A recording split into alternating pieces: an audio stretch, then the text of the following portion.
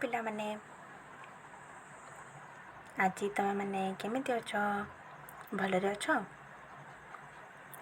हो आज आमे नवम श्रेणी इतिहास बईर जो रही तुम राजनीति विज्ञान है आम राजनीति विज्ञान पाठ पढ़ा आज तार आज चतुर्थ अध्याय जो रही कौन रही देख संयुक्त राष्ट्र संघ गठन और कार्यावली है यहाँ आम आज पढ़ा एथि रही आमर भारत और संयुक्त राष्ट्र संघ यूनाइटेड नेशन देखिए आम कौन रही यूनाइटेड नेशन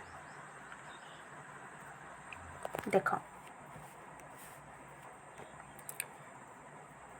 1945 मसीहा द्वितीय विश्वयुद्ध परिसमाप्ति घटिला ये तुम मैंने जानिछ है आमर 1945 मसीह आम कौन होता आम द्वितीय विश्वयुद्ध जो है तार परिसमाप्ति घटी है पुणी कौन होता देखा यही विश्वयुद्धर विभीषिका समग्र विश्व में आतंक खेलाई देथिला है यही विश्वयुद्धर विभीषिका से युद्ध रे अनेक लोक मृत्युवरण करछंती है धनहानि प्राणपीड़ा जो समस्ते दुखरे थिले नहीं कि तेणु आतंक खेली जाइथिला परमाणु बोमा व्यवहृत होइथिबा एही विश्वयुद्ध रे मृताहतंक संख्या व्यापक क्षयक्षति विश्ववासी कल्पना बाहरी थिला कौन होइतिला सेठी जो आम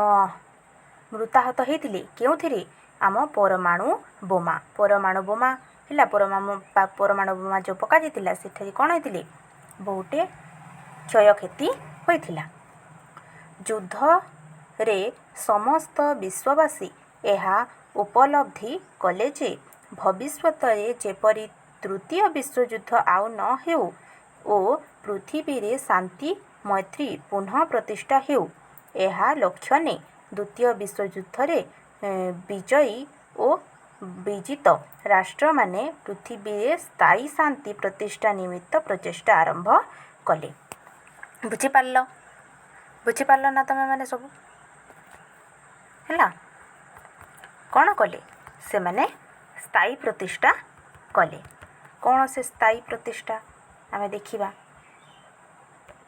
ये कौन हो पिला माने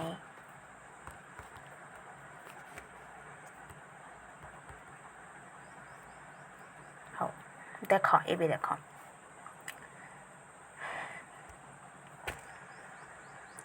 मोबाइलटा टिके भल नाही सेथिपाई कि एमिति असुविधा होची आमे केते दूत पढ़ी प्रतिष्ठा ना स्थायी प्रतिष्ठा हो शांति प्रतिष्ठा पाई कि से लक्ष्य रखागला है तुम जानिछ आमर केतोटी विश्वयुद्ध सरी केतोटी विश्वयुद्ध सरी आमर दुईटी विश्वयुद्ध सरी हाँ ना तो दुईटी विश्वयुद्ध सरी आम दुईटी जो विश्वयुद्ध सरी कौन देखा आम दुईटी विश्वयुद्ध अच्छा कहल पिला माने जो माने जानिछ से माने निहाती करिवो हैला निहाती कमेंट करिवो प्रथम विश्वयुद्ध एटा क्वेश्चन पड़े हैला एटा क्वेश्चन आसी प्रथम विश्वयुद्ध हैला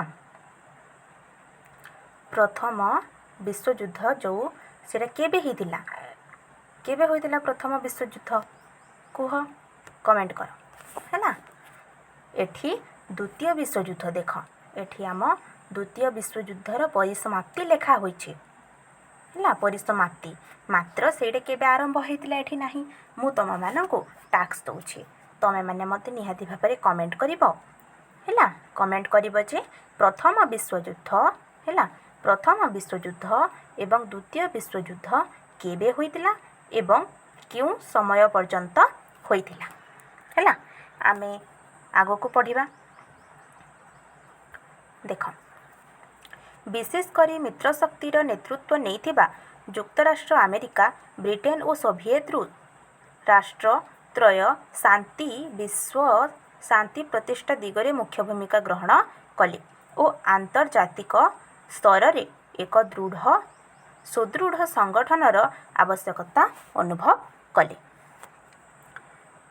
संयुक्त राष्ट्र संघ गठन पाई उद्यम आरंभ संयुक्त राष्ट्र संघ गठन पाई कौन उद्यम रही आमे ताको देखिबा।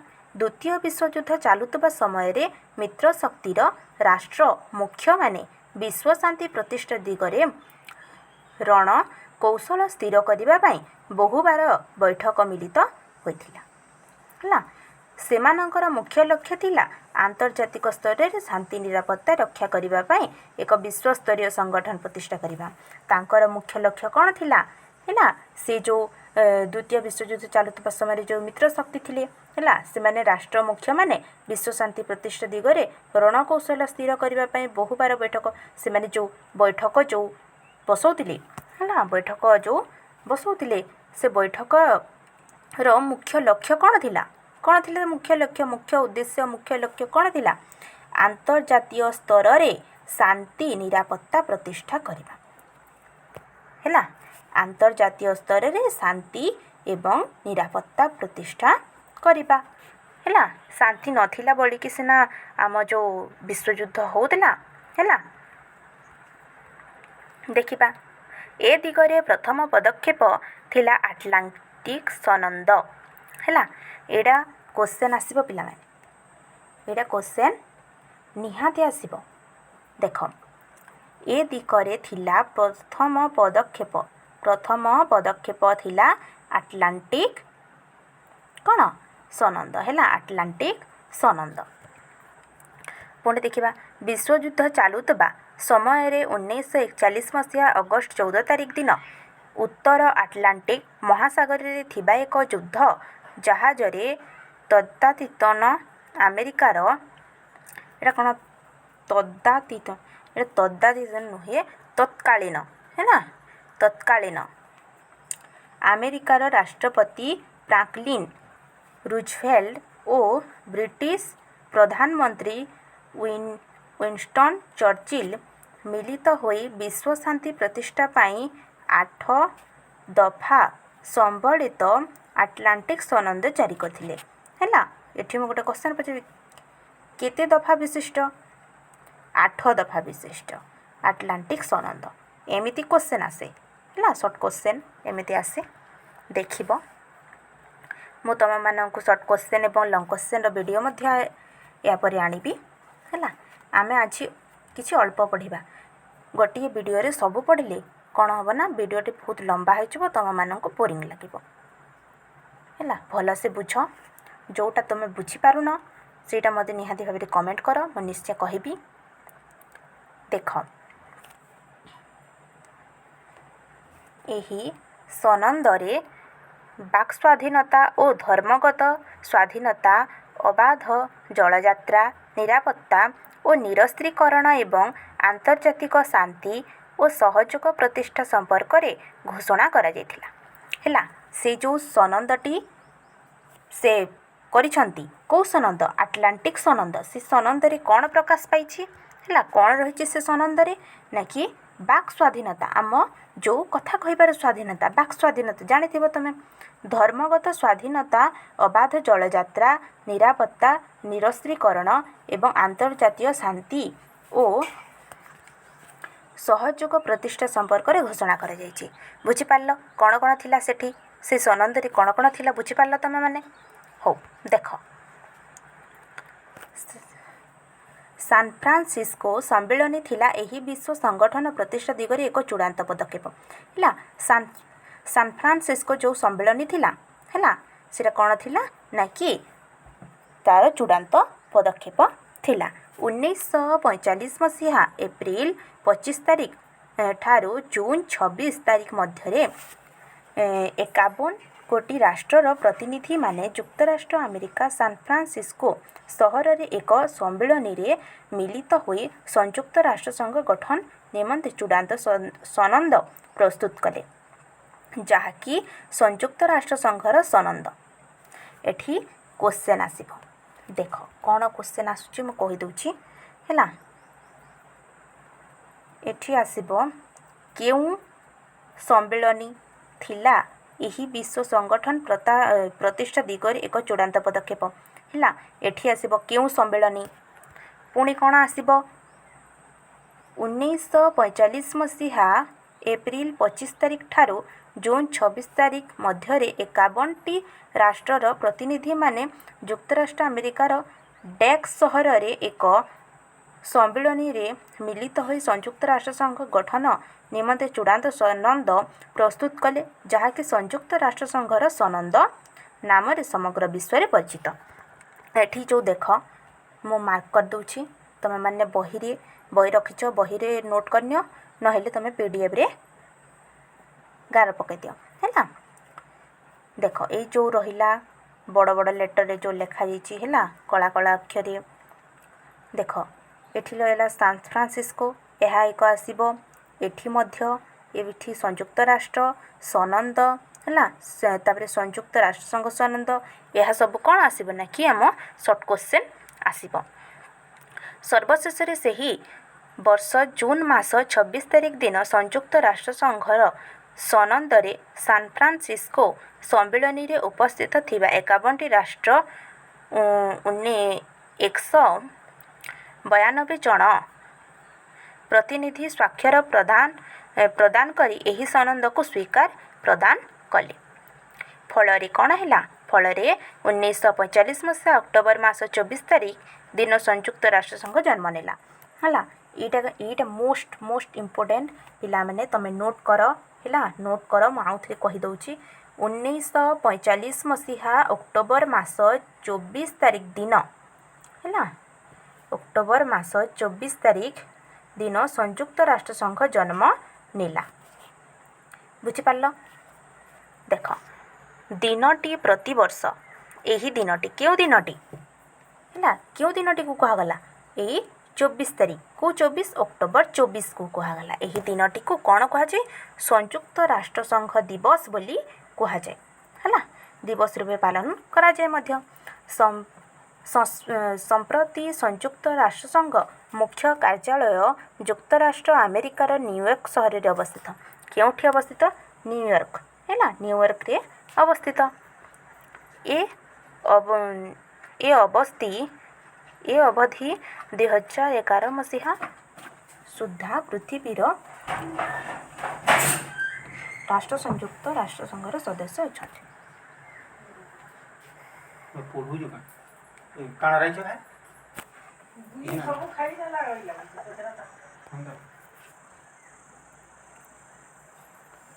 ସଦସ୍ୟ ଅଛନ୍ତି।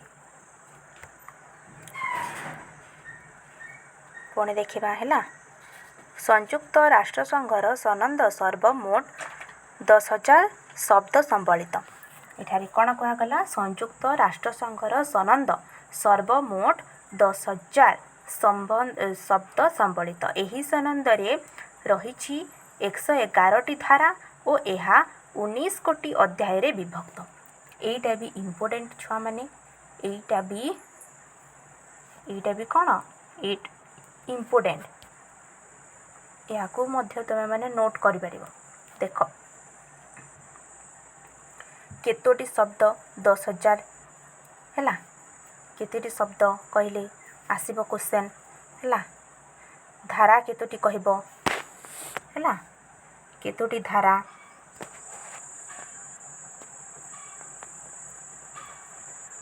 ପୁଣି କ'ଣ କହିବ? ପୁଣି କହିବ ଆମର ଧାରା କେତୋଟି, ପୁଣି କହିବ ଆମର ଏହା କେତୋଟି ଅଧ୍ୟାୟ ବିଶିଷ୍ଟ ହେଲା, କେତୋଟି ବିଭକ୍ତ, କେତୋଟି ଅଧ୍ୟାୟରେ ବିଭକ୍ତ। ଏହା ସନନ୍ଦ 5ଟି ଭାଷା। ଏହାର କେତୋଟି ଭାଷା ରହିଛି? 5ଟି ଭାଷା। ସେଇ 5ଟି ଭାଷା କ'ଣ ସେ 5ଟି ଭାଷା? ଦେଖ ଫରାସୀ, ରୁଷୀୟ ହେଲା, ଚୀନ, ଇଂରାଜୀ, ସ୍ପେନୀୟ ହେଲା, ସ୍ପେନୀୟ ବା ସ୍ପେନିଶ ଯାହା ବି ହଉ। ଆମେ ନେକ୍ସଟ ଦେଖିବା ସଂଯୁକ୍ତ ରାଷ୍ଟ୍ରସଂଘର ନିଜର ସ୍ୱତନ୍ତ୍ର ପତାକା। ଏ ଦେଖ ତାର ପତାକାର ଚିହ୍ନ କେମିତି ଦିଆଯାଇଛି ହେଲା।